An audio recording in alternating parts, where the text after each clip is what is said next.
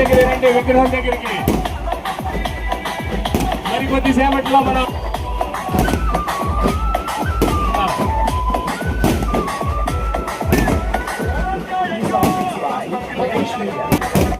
చంద్రబాబు నాయుడు గారు, కృష్ణారెడ్డి గారి నాయకత్వం, నారా లోకేష్ బాబు. ఈ యువగలం పాదయాత్ర నారా లోకేష్ గారు ప్రారంభించి 3 సంవత్సరాలు పూర్తయిన సందర్భంగా కావలి నియోజకవర్గ ఎమ్మెల్యే గారు దగ్గుమాటి వెంకటకృష్ణారెడ్డి గారు 170 ఆంధ్రప్రదేశ్లో 175 నియోజకవర్గాల్లో ఎక్కడ లేని విధంగా స్ఫూర్తి యాత్ర చేపట్టడం అనేది ఆషామాషి విషయం కాదు. దాదాపు ఈ రోజుల్లో 45 సంవత్సరాలు ఉన్న యువకులే నడవడానికి ఎంతో ఇబ్బంది పడుతున్నారు. దానికి తోడు అభిమానానికి హద్దులు లేకుండా పోవడం, ఆయన ఏదైనా ఒక చిన్న ఇబ్బంది అయినా కానీ మళ్ళీ దానికి అపార్థాలు చోటు చేసుకుంటున్నా కానీ ఆయన ఎక్కడా బయటపడకుండా దాదాపు 15 కిలోమీటర్లని ఉదయం ప్రారంభించి ఇప్పుడు అది వచ్చారంటే మీరు అర్థం చేసుకోవచ్చు. దారి పొడుగున అభిమాన సంతోషం ఎంత విధాలుగా ఆయనకి మీద అభిమానం చూపించారు.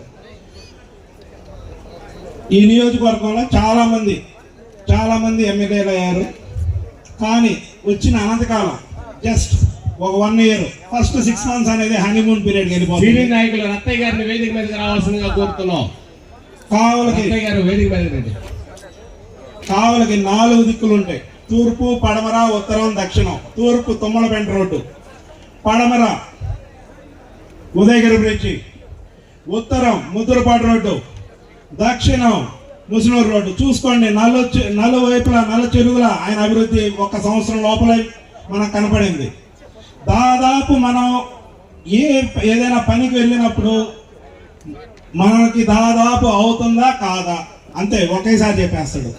అంతేగాని మిగతా వాళ్ళలాగా మన సమయాన్ని వేస్ట్ చేయడం కానీ ఇంకోటి చేయడు. మేబీ ఆయన కొన్నిసార్లు ఆయన నిర్మోహమాటం మనల్ని ఇబ్బంది పెట్టి ఉండొచ్చాము. కానీ ఈ రోజుల్లో అన్నిటికంటే ముఖ్యమైన సమయం, దాన్ని చాలా ఆయన గౌరవిస్తారు, విలువ ఇస్తారు. అదేవిధంగా మనకి అదే విధంగా బయటపడి చెప్పేస్తారు ఇది అవుతుందా కాదా, జరుగుతుందా జరగదా.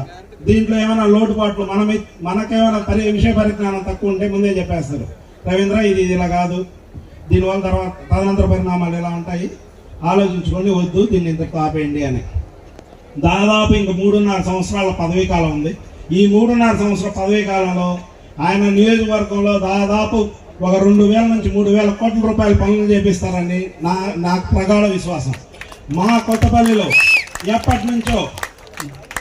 ఎప్పటి నుంచో పునర్నిర్మాణానికి జీర్ణోద్ధారానికి నోచుకొని శివాలయాన్ని దాదాపు 6 నెలల కాలంలో ఆయన దాన్ని అడిగిన వెంటనే మాకు తిరిగి జీర్ణోద్ధారానికి 1 కోటి రూపాయల పైగా నిధులు మంజూరు చేశారు. గ్రామం చుట్టూ మాకు అంతర్గత సీసీ రోడ్డు లేదు. దాన్ని వచ్చిన వెంటనే దాన్ని వేయించడానికి ఆయన వంతు సహాయ సహకారాలు అందించారు.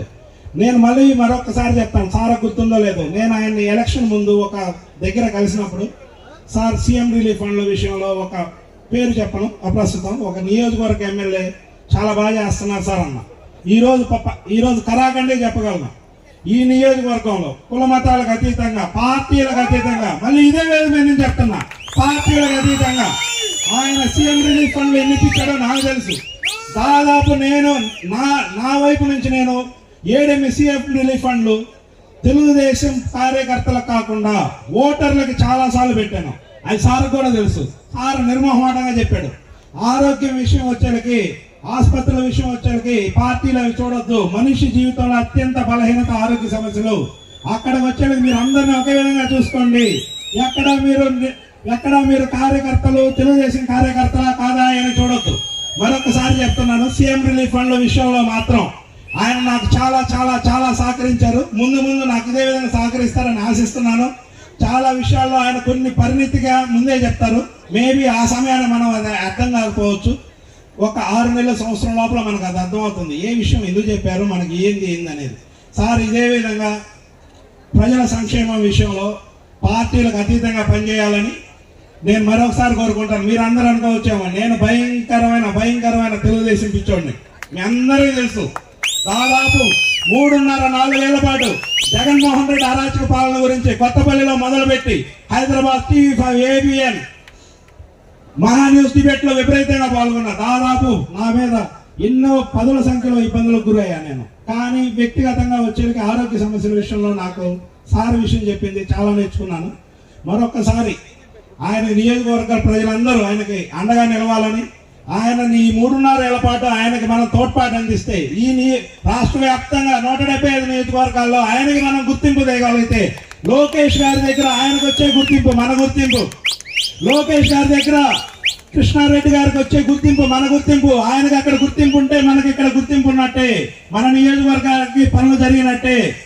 గుర్తుపెట్టుకోండి, చాలా మంది ఎమ్మెల్యేలు వచ్చారు వెళ్ళిపోయారు. ఈయనకి మరొకసారి ఈ 3.5 ఏళ్ల పాటు సహకరించి నియోజకవర్గ అభివృద్ధిలో ప్రతి ఒక్కరం పాల్గొంచుకుందామని కోరుకుంటూ సెలవు తీసుకుంటున్నాను. ఏ విధమైన నా నోటి నుంచి ఏమైనా తప్పులు జరిగి ఉంటే క్షమించండి.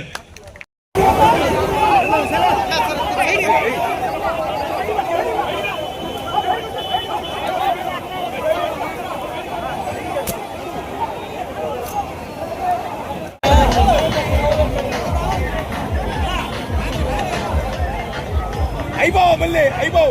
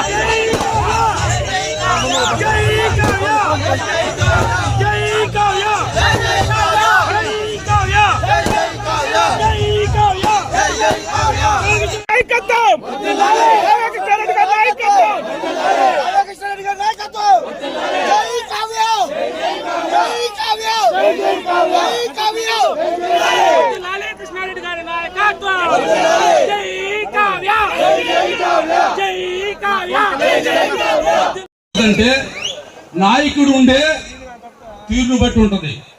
మన నాయకుడు నేను 35-40 సంవత్సరాల నుంచి ఒకే పార్టీలో